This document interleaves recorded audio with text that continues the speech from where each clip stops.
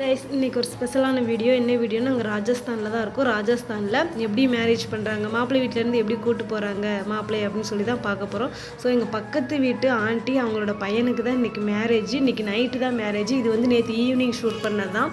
So மேரேஜுக்கு எப்படி மாப்பிள்ளையை ஊர்வலமாக கூப்பிட்டு போகிறாங்கன்னு பார்ப்போம்.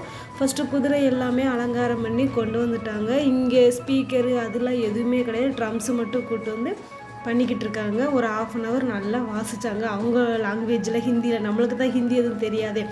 ஸோ ஊர்வலம் போகிறதுக்கு குதிரையெல்லாம் ரெடி பண்ணி பொட்டு எல்லாமே வச்சு அவங்க அண்ணி தான், பையன் மாப்பிள்ளையோட அண்ணனோட ஒய்ஃப் தான் வைக்கிறாங்க. ஃபஸ்ட்டு வெல்கம் பண்ணுறாங்க. அவங்க எல்லாம் வச்சு வீட்டில் உள்ள பெரியவங்கள ஃபுல்லாமே வச்சு பொட்டு வச்சு எல்லாம் வெல்கம் பண்ணி குதிரையை அலங்காரம் பண்ணிக்கிட்டு இருக்காங்க.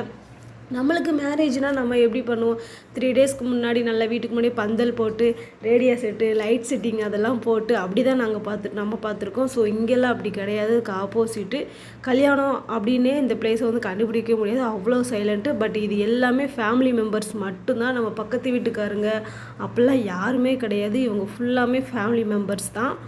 ஸோ இங்கே வந்து பக்கத்து வீட்டில் வந்து கூப்பிட்றது அதெல்லாம் எதுவுமே கிடையாது. அவங்க ஃபேமிலி மெம்பர்ஸ்குள்ளே எல்லாமே பண்ணிக்கிறாங்க.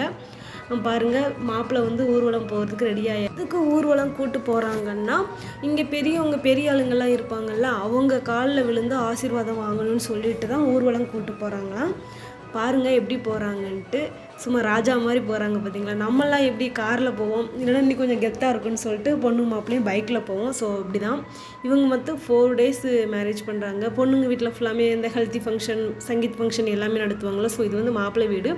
இவங்க பின்னாடி வந்து ஒரு 10 பேர் போவாங்க. இனி லேடிஸ் ஃபுல்லாமே தனியாக போவாங்க. ஸோ அந்த வீடியோ நான் நெக்ஸ்ட் வீடியோவில் அப்லோட் பண்ணுறேன், பாருங்கள்.